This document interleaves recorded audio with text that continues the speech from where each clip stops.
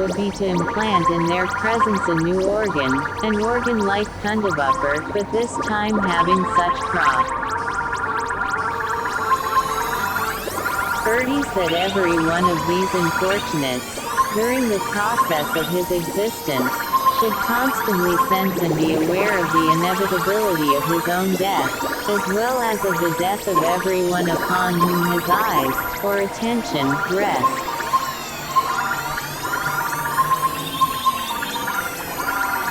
Only such a sensation and such an awareness could destroy the egoism now so completely crystallized in them that it has swallowed up the whole of their essence, and at the same time uproot the tendency to hate others which flows from it, the tendency that engenders those mutual relationships which are the chief cause of all their abnormalities, unbecoming to three-brained beings and maleficent for them and for the whole of the universe. Quote. Chapter 48. From the author.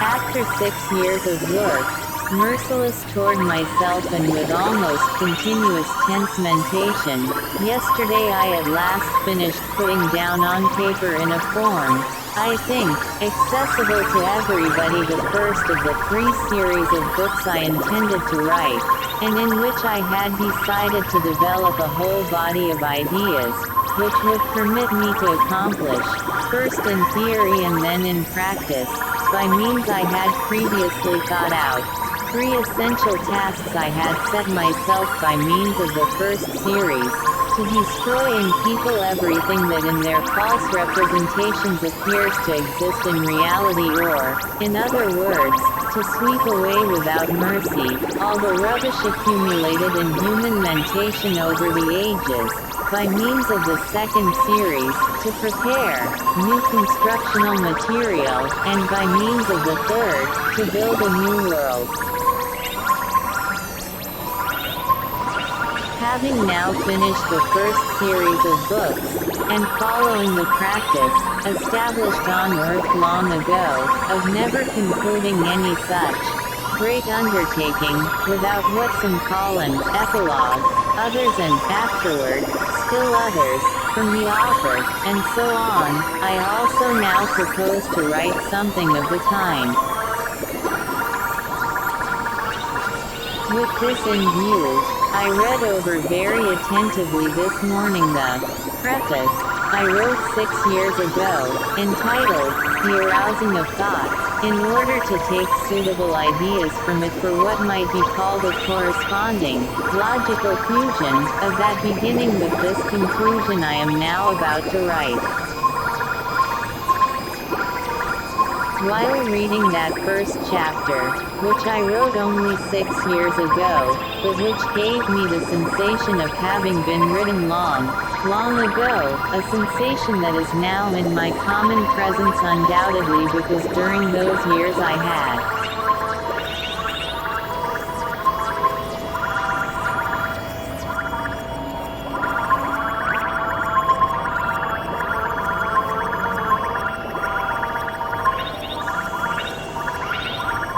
to think intensely, and even, as might be said, to experience all the material required for 8 thick volumes, as not for nothing is it stated in that branch of genuine science called the laws of association of human mentation, which has come down from very ancient times and is known to only a few contemporary people, that the sensation of the flow of time is directly proportional to the quality and quantity of the flow of thoughts.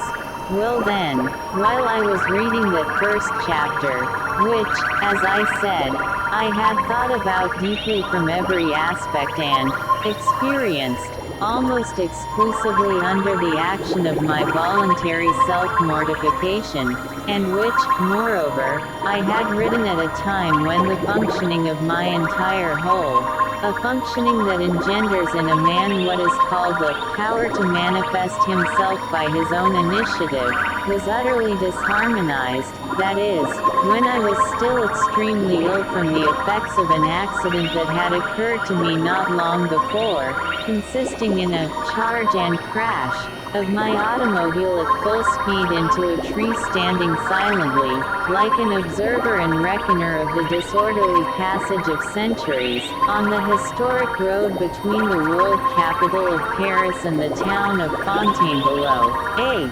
charge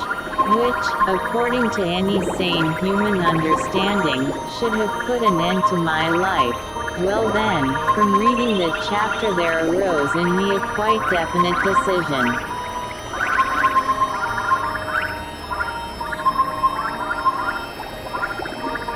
Recalling my state during the writing of that first chapter, I cannot help adding here, owing to a small weakness of mine that always causes me to experience an inner satisfaction whenever I see on the faces of our estimable contemporary representatives of exact science, that very specific smile, peculiar to them alone, that although, after this accident, my body was so battered and everything in it so disordered, that for months it presented a general picture which might be described as a piece of live meat in a clean bed, my correctly disciplined spirit, as it would usually be called, despite the physical state of my body, was not in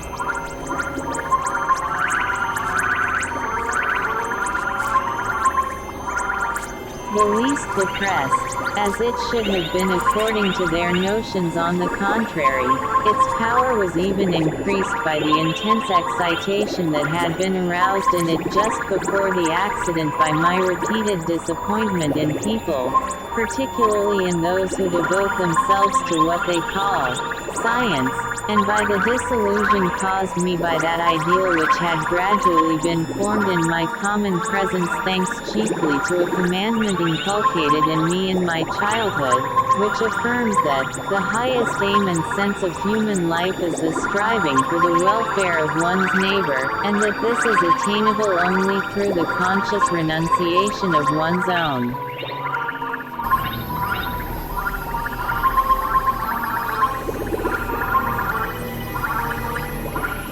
And so, after I had attentively read over that opening chapter of the first series, written in the conditions just described, and had recalled by association the texts of the many succeeding chapters which, according to my conviction, are bound to produce in the consciousness of the reader's non-habitual impressions that always, as is said, engender substantial results, or rather that something dominant in my common presence that now represents the sum of the results issuing from the data crystallized during my life, data which, among other things, engender in a man who has set himself the aim of mentating actively and impartially, during his responsible existence, the ability to penetrate and understand the psyche of people of various types. I decided, in concluding this first series of my writings, and urged by the impulse called love of kind that arose in me at that moment, to limit myself to appending the first of a considerable number of my lectures that were read publicly during the existence of the establishment I had founded under the name of the Institute for the Harmonious Development of Man. Quote, that institute, by the way, no longer exists, and I find it both necessary and opportune, chiefly in order to pacify certain types in various corners of the world, to declare categorically, here and now, that I have liquidated it completely and forever.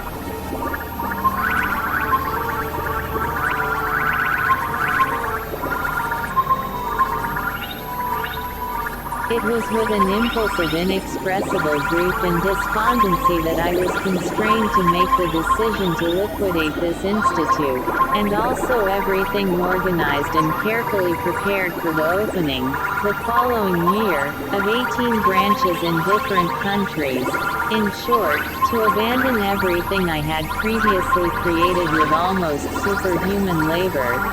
chiefly because, about 3 months after the aforementioned accident, when the functioning of my usual mentation had been more or less re-established, although my body was still quite powerless, I realized that the attempt to preserve the existence of this institute, in the absence of real people around me and the impossibility of procuring, without my help, the enormous material means required, would inevitably lead to a catastrophe that would result for me, in my old age, as well as for many others wholly dependent on me, in a condition of half-starved vegetation. Quote,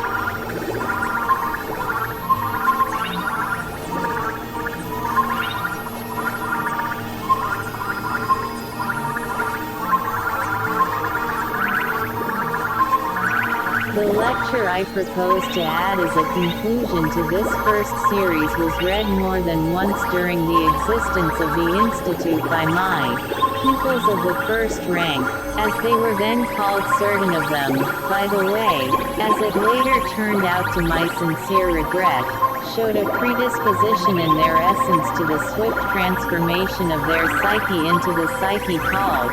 Hasnamusian, a predisposition that soon became evident and clearly discernible to all more or less normal persons around them when, at the moment of inevitable crisis, due to my accident, in everything I had thus far accomplished, they, fearing for their skins, that is, fearing to lose their personal welfare, which by the way I had created for them, deserted the common work and, with their tails between their legs, took themselves off to their kennels where, profiting by the crumbs fallen from my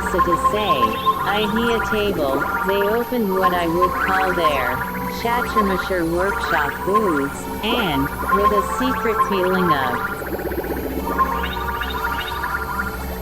hope and perhaps even of joy at their speedy and complete release from my vigilant control, began manufacturing out of various unfortunate, naive people, candidates for lunatic asylums.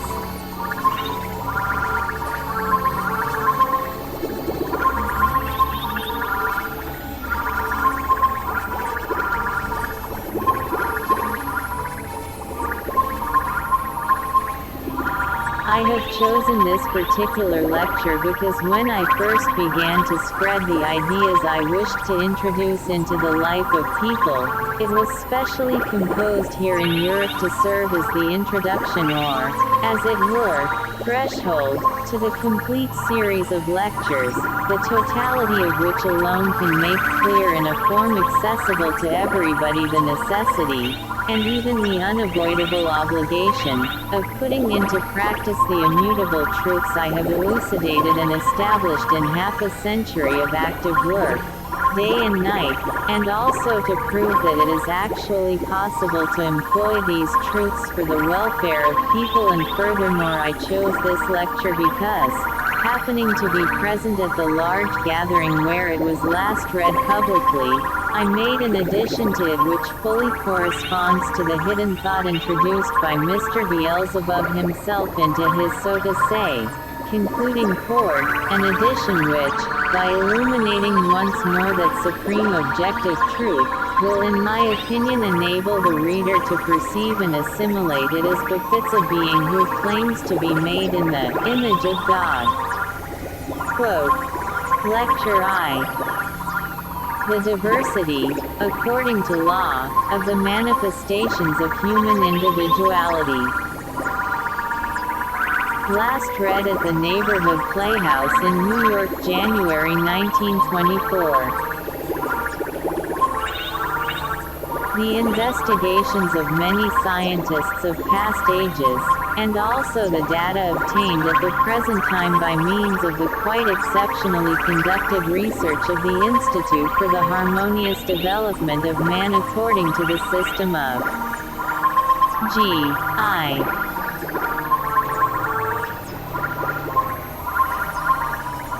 Gurdjieff, have shown that the whole individuality of every man, according to higher laws and the conditions of the process of human life, established from the very beginning and gradually fixed on earth, of whatever heredity he is the result, and in whatever accidental conditions he arose and developed, must from the beginning of his responsible life, in order to respond to the sense and predestination of his existence as a man and not merely as an animal, indispensably consist of 4 definite and distinct personalities.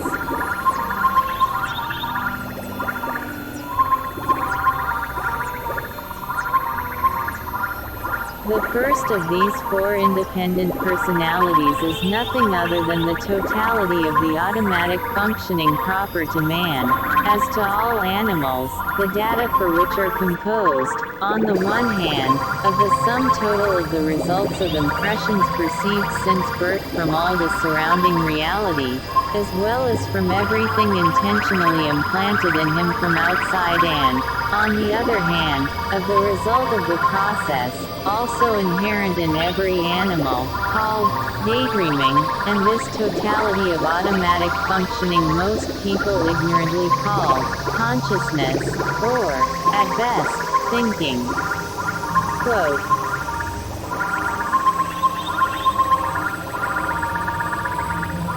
the second of the 4 personalities, functioning in most cases entirely independently of the first, is the sum of the results of data deposited and fixed in the common presence of every man, as of every animal, through the 6 organs called receivers of vibrations of different qualities, organs that function in accordance with the new impressions perceived, and whose sensitivity depends upon heredity and upon the conditions of the preparatory formation for responsible existence of the given individual. The third independent part of the whole being is the basic functioning of his organism as well as the play of the motor reflex manifestations acting upon each other within that functioning, manifestations whose quality likewise depends on heredity and the circumstances prevailing during his preparatory formation.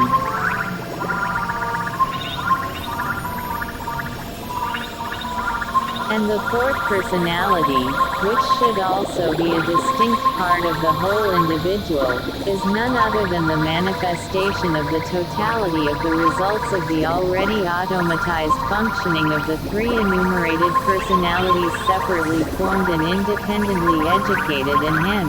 That is to say, it is that part of a being which is called I. Quote,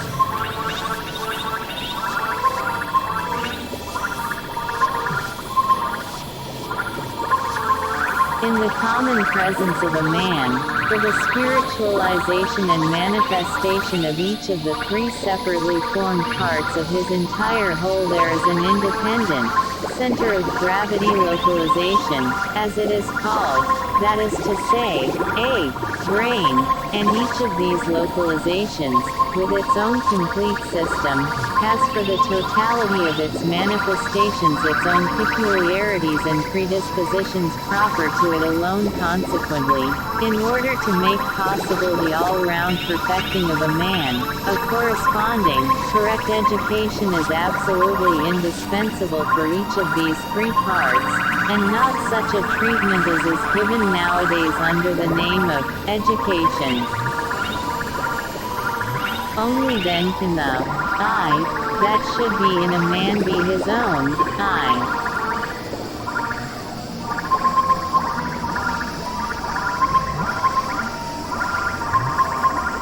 According to the serious experiments and investigations already mentioned, which were carried on over many years, or even simply according to the sane and impartial reflection of any contemporary man, the common presence of every man, particularly of one who for some reason claims to be not just an ordinary, average man, but one of the intelligentsia, in the genuine sense of the word,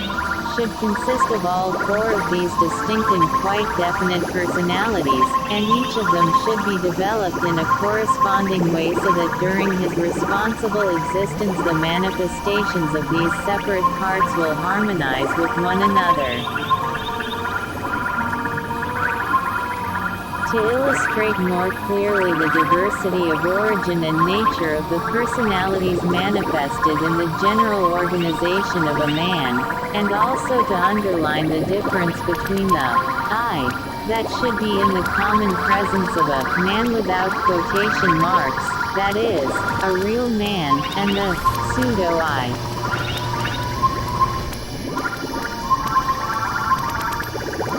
That people today mistake for it, one can very well make use of an analogy which, though worn threadbare by spiritualists, occultists, theosophists, and other contemporary specialists in catching fish in muddy waters, with their prattle about the astral body, the mental body, and other such bodies that are supposed to exist in man, can nevertheless throw light on the question we are now considering. A man as a whole, with all his distinct and separately functioning localizations, that is to say, his independently formed and educated personalities, is almost exactly comparable to that equipage for transporting a passenger which consists of a carriage, a horse, and a coachman.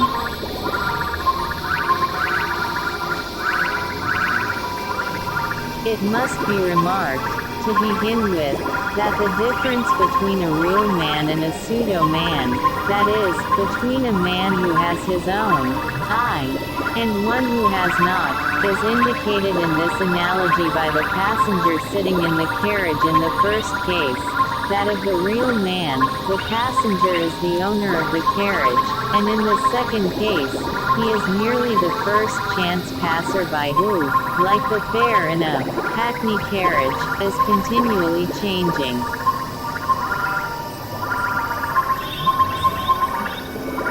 The body of a man, with all its motor reflex manifestations, corresponds simply to the carriage itself. All the functionings and manifestations of feeling of a man correspond to the horse harnessed to the carriage and drawing it. The coachman sitting on the box and directing the horse corresponds to what in a man people usually call consciousness, or thought. And finally, the passenger sitting in the carriage and giving orders to the coachman is what is called I. The fundamental evil among contemporary people is that, owing to the rooted and widespread abnormal methods of education of the rising generation, this fourth personality, which should be present in everybody on reaching responsible age, is entirely lacking in them, and almost all of them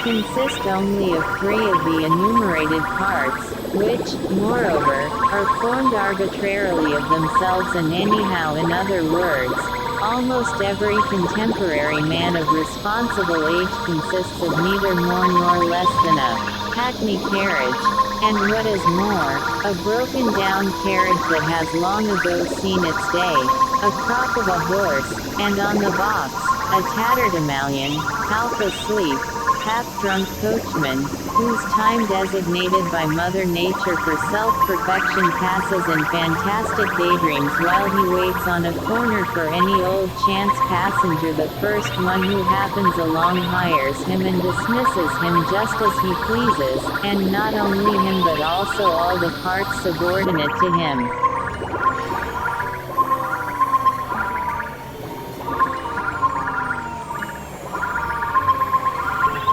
Pursuing this analogy between a typical contemporary man with his thoughts, feelings, and body, and a hackney carriage with its horse and coachman, we can clearly see that in each of the parts composing these two organizations there must have been formed and must exist its own separate needs, habits, tastes, and so on, proper to it alone because, according to the different nature of their origin and the diverse conditions of their formation, and also the varying possibilities put into them, there must inevitably have been formed in each of these parts its own psyche, its own notions, its own subjective supports, its own viewpoints, and so on.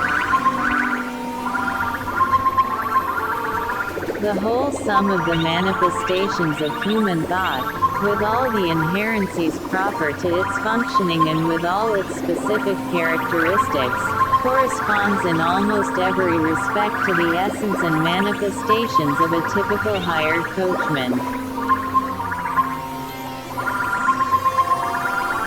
Like all hired coachmen in general, he is a certain type called cabby. He is not entirely illiterate because, owing to the laws existing in his country for the general compulsory teaching of the 3 R's, he was obliged in his childhood to put in an occasional appearance at what is called the parish school.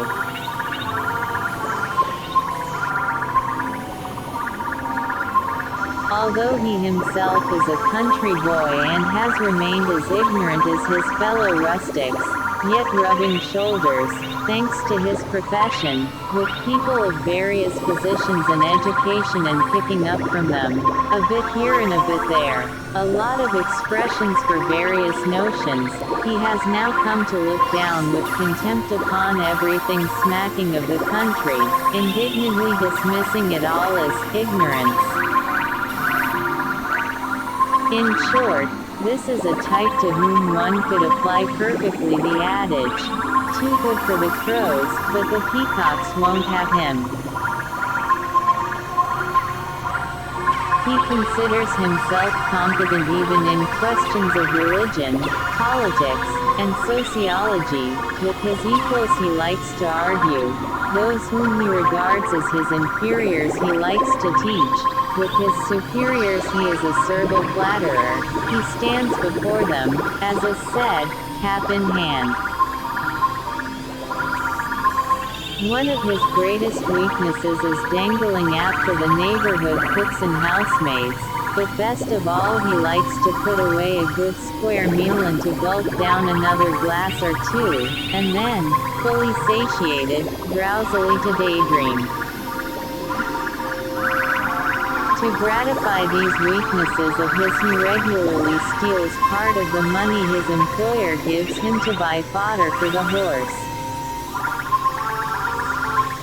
Like every cabby, he works only under the lash, and if occasionally he does a job without being made to, it is always in the hope of a tip. The desire for tips has gradually taught him to detect certain weaknesses in the people he deals with and to take advantage of them. He has automatically learned to be cunning, to flatter, to stroke people the right way, as they say, and in general, to lie. On every convenient occasion when he has a free moment, he slips into a saloon or a bar where, over a glass of beer, he daydreams for hours at a time, or talks with a type like himself, or just reads the paper. He tries to look imposing, wears a beard, and if he is thin, pads himself out to appear more important. As regards the feeling localization in a man, the totality of its manifestations and the whole system of its functioning correspond perfectly to the horse of the hackney carriage, in our analogy.